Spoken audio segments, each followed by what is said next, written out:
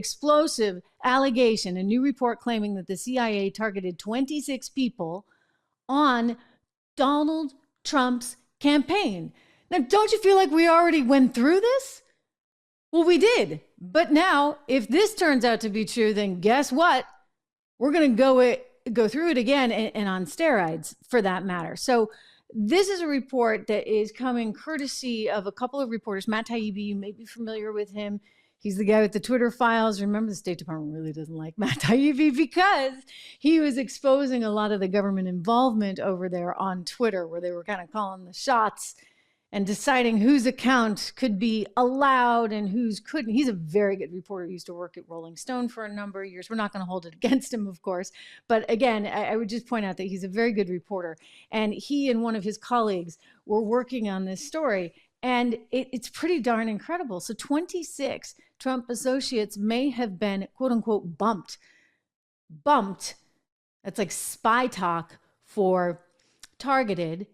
You target a certain number of people, and then you bump into them with overseas agents. So we have a number of agencies that we work with. The CIA works with MI6, for example, and you tell all your MI6 contacts, hey, you know what? We're really interested in this kid. Can you find a way to get to know him and figure out what's going on? So they allegedly, per this report, did this 26 times. Now, when I say, wait a second, it feels like memory lane, like we've been there, done that. It feels like that, right? Because, that's exactly what happened. At least that time it was the FBI. Remember Carter Page, who had his phone tapped there at Trump Tower? I'll never forget it. Boy, was Donald Trump angry when he was running, by the way. So furious when he found out that his guy on his campaign had his phone tapped. He was livid. He was absolutely furious. And then, you fast forward a few years and you get the Mueller report 1 and 2. And what do you find out? Oh, well, you see, we deliberately did that. Kevin Kleinsmith is his name, the FBI lawyer, actually wound up in a lot of trouble, not as much as he probably should have been, but in some trouble for it because he falsified some documents in order to get a FISA warrant because they wanted to tap Carter Page's phone. So they had to go run around and get these FISA warrants in order to do this. But it was really questionable just exactly how they were getting the FISA warrants and why they were getting the FISA warrants, for goodness sakes. And so we're coming back to these same exact issues here with these allegations of 26 people. Look, it's been proven. Just go read the Mueller report. Just go see what happened to Kevin Kleinsmith. Yeah, they spied on Carter Page. We know that. The FBI did that. And Trump kept trying to talk about it and talk about it and talk about it. And boy, he got nowhere, especially with Miss 60 Minutes there, Leslie Stahl, who's very proud of the fact that she works for 60 Minutes and wants him to know this is 60 Minutes, so he can't just talk about the spying stuff. That's not true, right? Except it is, but here we go. So the biggest scandal was when they spied on my campaign. They spied on my campaign. Well, there's no real evidence of that. Of course there is. No. It's all over the place. Leslie, Sir, they spied on my campaign and they got caught. Can I say something? This is 60 Minutes, and we can't put on things we can't verify. You won't put it on because it's bad for Biden. We can't put on things we can't verify. Leslie, they spied on my campaign. Well, we can't verify It's been totally that. verified. No. It's been, just go down and get the papers. They spied on my campaign, they got caught. No. And then they went much further than that, and they got caught. And you will see that, Leslie, and you know that, but you just don't want to put it on the air. As a matter of fact, I don't know. Well, Leslie, it turned out that, yeah, they did. And that's actually part of public record now, right? Because that's exactly why Kevin Kleinsmith got in so much trouble, because he put together some stuff he shouldn't have to get that FISA warrant to be able to wiretap the phone there at Trump Tower for Carter Page. But it was more than Carter Page, according to, again, this story. And the reporter went on Fox and outlined the whole thing. I think it's worth hearing from him. Again, just remember, these are all allegations. I think that there's a lot of there that needs to be examined under a microscope. And I hope we get more information on all of this. But let's listen to him here explain what he believed really was going down. Brand new details about how Obama's CIA targeted Trump and started the entire Russia hoax. For years, we were told that tips from an Australian diplomat tipped off the FBI after a random conversation with Papadopoulos, a no-name 20-something. But according to new reporting by Michael Schellenberger and Matt Taibbi, the whole thing was a CIA setup. Former CIA Director John Brennan identified 26 Trump associates to be targeted by the Five Eyes Intelligence Alliance, and then those interactions were the targets. International intelligence groups were targeted by the FBI as suspicious. And that's how the FBI launched the Russia collusion hoax. The details of this entire operation have been stored in a top secret binder in a secret room in Washington. Trump ordered the whole thing declassified, and now the rumor is that the binder might be missing. Joining me now, one of the reporters who broke the story, Michael Schellenberger. Michael, explain how this all started with the CIA picking these 26 Trump people. Yeah, good to be with you, Jesse. Well, obviously, this is an extremely serious story and serious allegation by multiple credible sources that Public and Racket, that's Matt Taibbi's publication, have spoken to. These are people that are close to the House intelligence investigation of how the Russia collusion hoax began. The story, as you mentioned, was that, oh, we were just informed by foreign intelligence about this.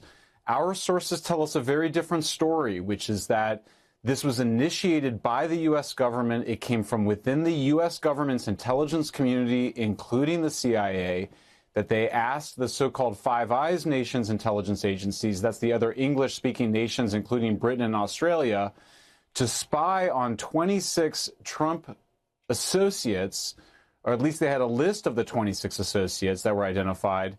This is new information. Some people have theorized about this and speculated about it. We feel very confident that our sources were in a position to know and are very credible in this report. And it's obviously a very serious allegation because this is illegal spying and it's illegal election interference. Okay, so you're reporting that the CIA got these allies to bump these 26 Trump associates, create interactions, and then call these interactions suspicious and let the FBI know they were suspicious, and that starts the whole thing. What about this binder that encapsulates this whole thing, and no one knows where it is right now, or Trump has it? What's that?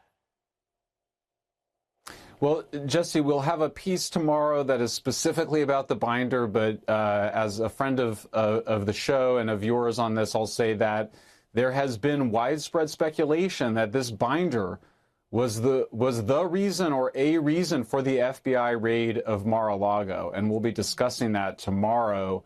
But obviously, if this binder contains what we have been told that it contains, which may include raw intelligence, information showing that the U.S. government, the CIA and the intelligence community of the U.S. government, initiated the Russia collusion hoax, that it did not occur in the way that the official story, including the Durham investigation, had portrayed it, then that's extremely serious information. And it may be, if the FBI then went to go get it in order to continue the cover-up of this information, that obviously adds an even more dramatic wrinkle to this. Again, we'll have more to say about it tomorrow, but this is a huge, huge story. I mean, I've been thinking about it in the history of the United States of America. Have we ever had something like this where the intelligence community was weaponized against a political candidate and using our foreign allies to do it? I can't think of a more important or dramatic story. Yeah, and oh then my going gosh. to great and you think lengths. about everything that's happening right now. Am I correct or am I correct? Right? Where there's sort of a weaponization, if you would, of the media, and not just our media, but international media. Trump, bad. Biden, good. And it just keeps getting repeated over and over and over again. And they're trying to tell you he's going to start World War III. I got more on that because they're talking about nukes in space and this sort of thing. Oh, my goodness. But back to this issue. So what is this binder? What did the president know? I mean, there he was trying to tell Leslie Stahl, who's not having it, not hearing it. No, an establishment's not going there. There's no way. And he's like, no, I was spied upon. No, not true. I was spied upon. And so then, as we know, it was proven that his campaign certainly was spied upon, as we know from the Mueller report. And they did that by falsifying a FISA document. Well, now we're learning there may have been so much more. And the arrangement, right, of these sort of bump-ins, I guess, with allegedly suspicious enough people that then the U.S. government would have the right. It all goes back to the Patriot Act, which, by the way, Jesse's boss, I guess he's no longer there anymore. He was like the chief legal guy. And then, they got that lawsuit that they had to settle for $787 million over at Fox News. I'm talking about Dominion. So the guy that drafted and was very instrumental in putting that Patriot Act in, that actually enabled these FISA warrants to be more easily obtained if you were, say, corresponding with somebody overseas that was of issue or of interest. Well, that enabled the government to then go hack into your phone and do what they needed to do. So that law's still on the books. And apparently, if you listen to this reporting, it's possible. Again, these are just allegations, and this is not my reporting. I'm just trying to connect the dots here for us, because this would be really bad. You would have the CIA deliberately arranging meetups with people that would be suspicious, potentially overseas, because as soon as it's overseas, boom, that lands into territory where they can actually go then and follow up and get the FISA warrant and tap your phone and spy on you.